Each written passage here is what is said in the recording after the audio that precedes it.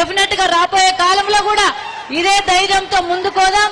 గౌరవ హరీష్ రావు గారి అండదండలున్నాయి. డెఫినెట్ గా ఏ ఇబ్బంది వచ్చినా గానీ సార్కి చెప్పి మరి మనకు అనేక కేసులు పెట్టిండ్రు, కేసుల కోసం భయభ్రాంతులకు గురి చేసిండ్రు, కోట్ల చుట్టూ తిప్పినా ఎక్కడ కూడా ఎవరు భయపడతలేరు సార్. అందరు ధైర్యంగా ఉన్నారు. మరి మీ అండ చూసి వీళ్ళందరూ కూడా ధైర్యం వచ్చింది కాబట్టి తప్పకుండా రేపు కూడా వాళ్ళందరినీ అన్ని విధాలా మనం ఆదుకోవాల్సిన అవసరం ఉంది. వాళ్ళకు మీరు గట్టి ధైర్యాన్ని ఇవ్వాలి. కూడా రాబోయే ఎంపీటీసీ జడ్పీటీసీ ఎన్నికలు కూడా ఉండొచ్చు, మున్సిపల్ ఎన్నికలు కూడా పెడుతుండొచ్చు. వాటన్నిటిలో కూడా ఇదే రీతిగా దీనికంటే ఇంకా ఉవ్వెత్తు ఉత్సాహంతో 58 సర్పంచ్లను గెలిపించుకున్న దానికంటే ఎక్కువ ఉత్సాహంతో మరింత ముందుకు వెళ్లే విధంగా మీరందరూ ధైర్యంగా ముందుకు నడవాలని మేమందరం కూడా మీకు అండదండలు ఇస్తామని చెప్పేసి తెలియజేసుకుంటూ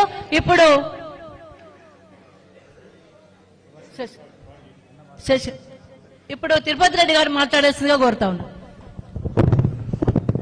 సభకు నమస్కారం. సభాధ్యక్షులు మెదక్ జిల్లా పార్టీ అధ్యక్షులు మాజీ ఎమ్మెల్యే పద్మా దేవేందర్ రెడ్డి గారు, ఈ సమావేశానికి విచ్చేసినటువంటి మాజీ మంత్రివర్యులు సిద్దిపేట ఎమ్మెల్యే హరీష్ రావణ గారు, మాజీ శాసన మండలి సభ్యులు సుభాష్ రెడ్డి గారు, మాజీ ఎమ్మెల్యే శశిధర్ రెడ్డి గారు, సోమనన్న గారు, హనుమంతరెడ్డి అన్న గారు, మామిళ్ళ అంజనేయులు గారు, మల్లికార్జున గౌడ్ గారు, వేదిక మీద ఉన్నటువంటి పెద్దలందరికీ, కొత్తగా గెలిచినటువంటి సర్పంచులు, ఉప సర్పంచులు, వార్డు మెంబర్లకు శుభాభినందనలు, శుభాకాంక్షలు తెలియజేసుకుంటా ఉన్నాం. అట్లాగే పత్రికా పాత్రే మిత్రులకు, బీఆర్ఎస్ పార్టీ కుటుంబ సభ్యులందరికీ పేరు పేరున శిరస్సు నుంచి నమస్కారాలు తెలియజేసుకుంటా ఉన్నాం. నిన్న లేదు మొన్నటి వరకు, నిన్న 3వ విడత ఎన్నికల వరకు మన రాష్ట్రంలో ఎన్నికలు జరిగితే సుమారు 12,700 పైచిళ్ళు ఎన్నికలు జరిగితే అధికార పార్టీకి చుక్కెదురైంది. వాళ్ళు మెజార్టీ స్థానాలు, అధికారంలో ఉన్న పార్టీకి మెజార్టీ స్థానాలు ఏకపక్షంగా జరుగుతాయి తప్ప వాళ్లకు సగానికి కొంచెం ఎక్కువ వచ్చినాయి. కానీ రేవంత్ రెడ్డి పాలన అంటే ఏంటో ఇవాళ మన తెలంగాణ ప్రజలు చూపించారు. ఏ గ్రామానికి వెళ్లినా ఆ రోజే బాగుండే, కేసీఆర్ పాలనే బాగుండే, మళ్ళీ సారే రావాలి, కేసీఆరే రావాలి, కేసీఆర్ గారే ముఖ్యమంత్రిగా కావాలనే ధోరణి మనకు కనబడ్డది. ఇవాళ అధికార పార్టీ నాయకులు, మంత్రులు గాని, ఎమ్మెల్యేలు గాని, ఎమ్మెల్సీలు గాని కాలుకి బల్పం కట్టుకుని గ్రామాలలో తిరిగితే కూడా ఇవాళ వాళ్ళకు మెజార్టీ స్థానాలు గెలవలేకపోయారు. మెజార్టీ స్థానాలంటే కొంచెం ఎక్కువ వచ్చినాయి, సగానికంటే కొంచెం ఎక్కువ వచ్చింది.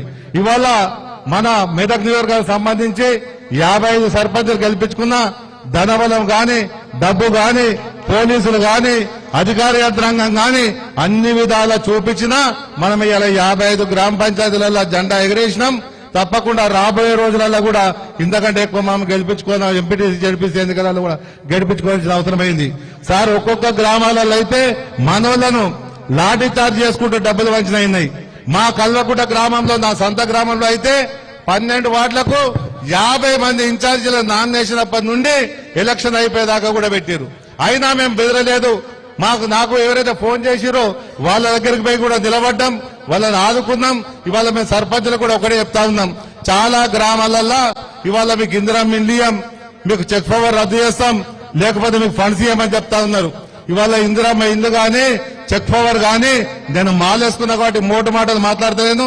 ఎవరి అయ్యసత్తు కాదు, అది మనకు రాజ్యాంగం కల్పించిన హక్కు. తప్పకుండా మనకు పాపులేషన్ ప్రకారం వస్తాయి. ఇందిరమ్మ ఇల్లు రాకున్నా, ఏవి రాకున్నా హరీష్ అన్న ఉంటాడు, మా కలెక్టర్ తోటి మాట్లాడి తీసుకోవచ్చు. ఇవాళ చెక్ పవర్ రద్దు చేస్తే కూడా లీగల్ టీములు ఉన్నాయి, దానికి ఎవరు భయప్రాంతులకు కావాల్సిన అవసరం లేదు.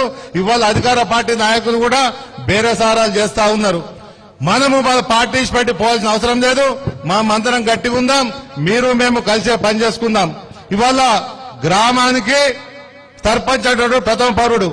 ఇవాళ రాష్ట్రానికి రేవంత్ రెడ్డి సీఎం అయితే మీ గ్రామానికి మీరే ప్రథమ పౌరుడు, మీరే సీఎం. ఇవాళ మీకు